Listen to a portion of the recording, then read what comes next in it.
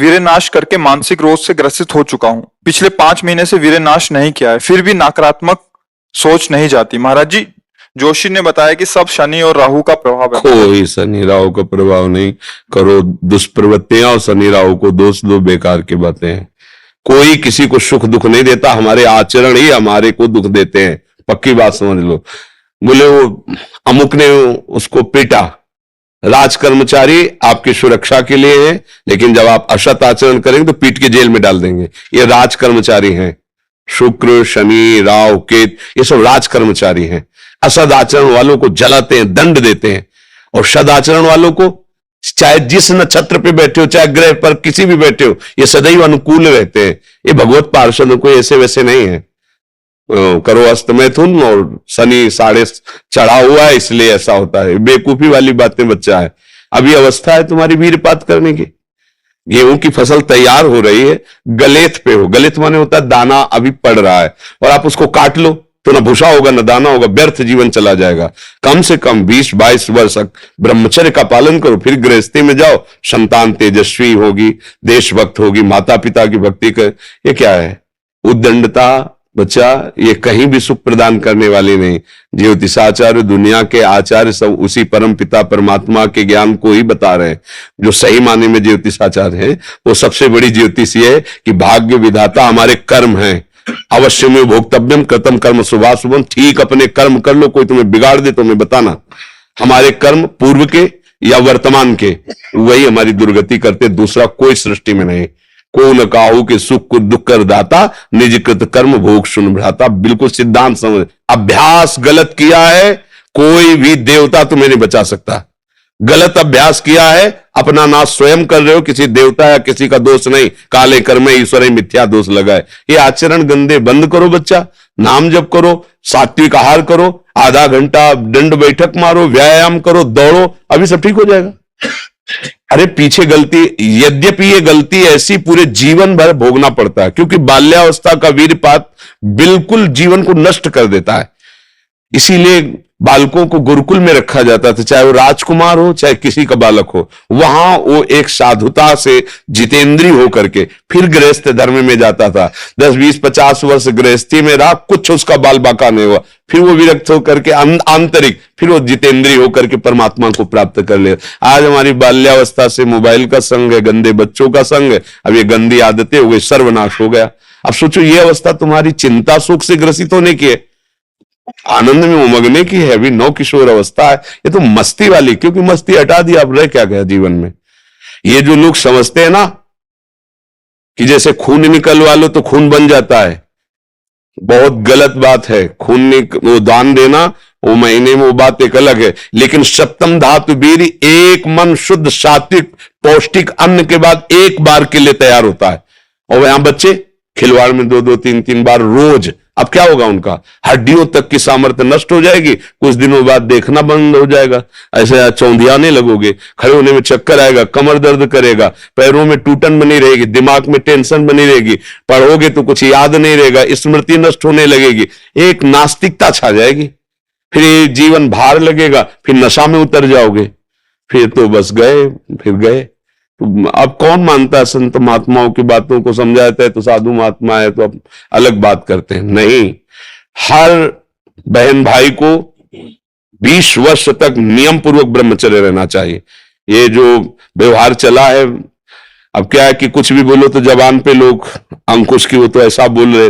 ये जो मोबाइल की सुविधा और उसमें सब गंदी बातें देखना, अब आप पढ़े लिखे हो, सर्च करो, सब आ जाएगा। ये जीवन का नाश कर देने वाली बातें हैं बच्चों के। माता पिता को इन पे सावधान रह करके अंकुश करना चाहिए, क्योंकि वो उस समय उन्मत्त हैं बच्चे, उनको वास्तविक सत असत का ज्ञान नहीं है, तो वो अपना ही अहित करने के लिए अपना सुख समझते हैं। अपना अहित कर रहे हो, अपना सुख समझ रहे हैं। ये तो कहो भगवान की आपके ऊपर कृपा है जो आप हिम्मत करके अपनी बात यहां कह रहे हो।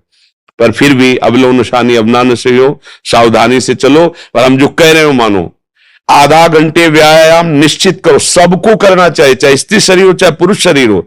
एक बार शरीर को बहुत एक्टिव करना चाहिए। ये शरीर हम नहीं है।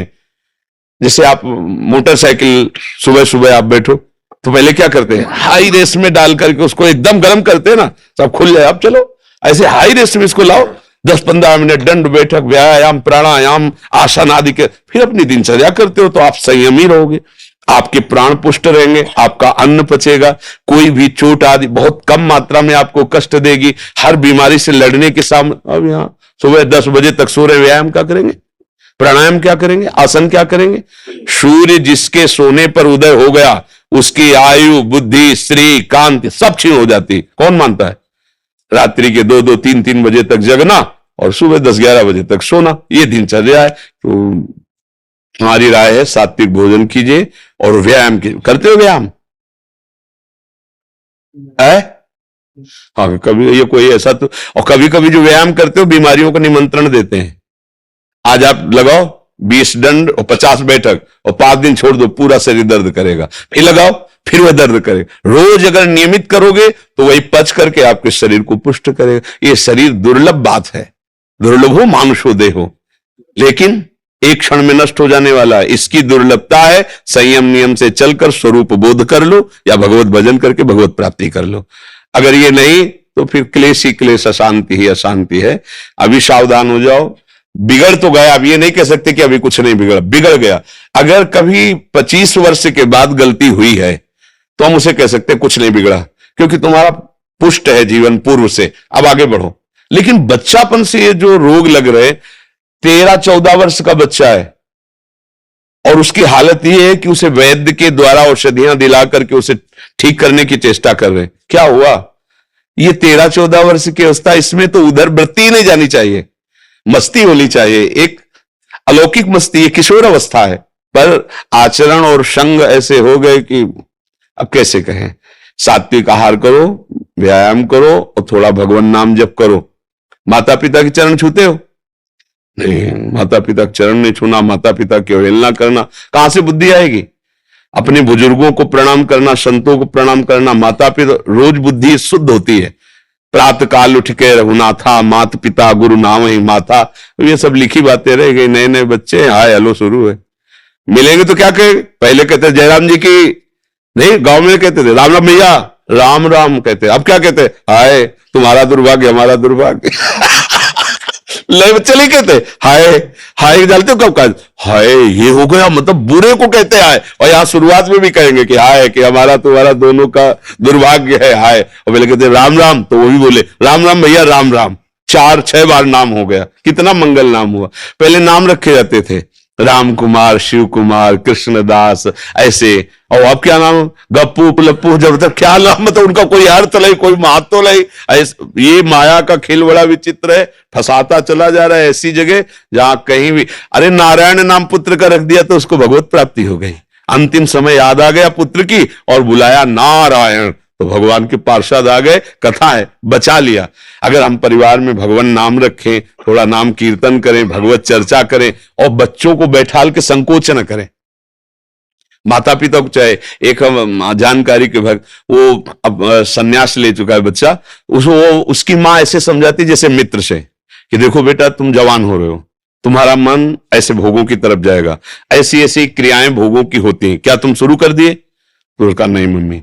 क्या तुम्हारे मन में ऐसा आता है? आता तो है, बिना हमारे, हम तुम्हारे मित्र भी हैं, तुम्हारी मां भी है, बिना हमारी अनुमति के तुम ऐसा। आज वही सन्यासी है, वो जब हमसे बात करे तो हमका प्रणाम है तुम्हारी माँ को। बोले मुझे अगर संभाला तो मेरी माँ ने संभाला। मतलब बचपन से बैठाल कर हमको सारी बातें बताती रही कि ऐसी ऐसी गलतियां होती, ऐसी ऐसी बात होती, तुम्हारे अंदर तो नहीं, तो हमका इच्छा है पर अभी नहीं है। आज उसने उसको सन्यासी बनाकर खड़ा कर दिया, भगवत मार्ग का पथिक बना दिया। मंदालसा ने अपने 4 पुत्रों को ब्रह्मबोध करा दिया। माता पिता का प्रथम रोल होता है। अब वो शर्म लिहाज इसमें क्या करना, बच्चा हमारा गड्ढे में गिरने जा रहा है, हम शर्म लिया, बैठा लो उसको पास में। देखो मोबाइल में गंदी चीजें तो नहीं देखते, गंदे बच्चों को संग तो नहीं करते। अगर आप ऐसा करते हैं तो नहीं करना चाहिए। उनका मैसेज देखें, उनका मोबाइल देखें, उनकी चेकिंग करें, उनकी मानसिकता को समझे। गलत हो गए हो तो उनको प्यार दुलार से, बड़ी कोई बात नहीं, गलती सबसे होती है, सुधार करो। मतलब उसको इतना पुष्ट करो कि वो बोझा ना लादने पावे और आगे निकल जाए। भाई इतनी फुर्सत का है माता पिता, वो अपने मनोरंजन से फुर्सत ले, वो अपने ही मन को संभालने में परेशान है। इसलिए अच्छा है बच्चा, सावधानी से चलो, अब कभी मत करना। क्योंकि इस क्रिया में क्या होता है कि नस नाड़ियां इतनी कमजोर हो जाती हैं कि फिर आगे चलकर आप करोगे भी नहीं पर वो शक्तिपात हो जाएगा, मतलब नष्ट हो जाएगी वीर शक्ति। वो आपको ऐसा लगेगा कि हमने तो कुछ किया ही नहीं, और वो ऐसे हो जाएगा, मतलब नस नाड़ियां ये हम अनुभव की बात कहते हैं जो हमसे मिले हैं साधक, कि स्नान कर रहे हैं, कोई हमारी क्रिया नहीं, पर ऐसे हम सोने जा रहे हैं पर कुछ क्रिया नहीं, ऐसे छू गया तो ऐसे बिल्कुल शक्तिहीन हो जाता है। तो ये अपना नाश करना है। कुछ दिनों बाद नींद आना बंद हो जाएगी, कुछ दिनों बाद दिमाग में निगेटिव केवल रह जाएगा, नकारात्मक सोच रह जाएगी। ये जो दुर्दशाएं हैं ना, तभी हम कहते हैं, पहले तो हम देखते थे कि 10, 20, 50 लोग गांव में तो ऐसे होते थे लंगोट बंद लड़ने लायक, क्योंकि गाय भैंस का दूध पिया, दंड बैठक मारी, ये बातें, मोबाइल था ही नहीं। 30-35 वर्ष से मोबाइल चला होगा है, इससे पहले नहीं था। पहले वो ऑफिसरों के पास वो बड़ा बड़ा होता था, नहीं तो हमने ये मोबाइल नहीं देखा 30-35 वर्ष। तो ये सब था नहीं गांव में, कभी किसी एक के यहाँ टीवी हो तो हो, नहीं तो बिजली ही नहीं थी तो टीवी है, वो बैटरी से भले और रामचरित जो चला था ना, तब गांव में छोटी छोटी टीवी लाए। बड़ा शुद्ध जीवन। हमें लगता है शरीर समस्त सदगतियों का हेतु बनता है। अगर शरीर स्वस्थ है, बुद्धि पवित्र है, तो हम यहां अच्छे विद्यार्थी बन सकते हैं, हम अच्छे पुत्र बन सकते हैं, हम अच्छे मित्र बन सकते हैं, हम अच्छे देशवासी बन सकते हैं, हम अच्छे भक्त बन सकते हैं। और जब शरीर ही स्वस्थ नहीं, मानसिकता स्वस्थ नहीं, तो कुछ नहीं, बस जीवन काट रहे हैं व्यर्थ।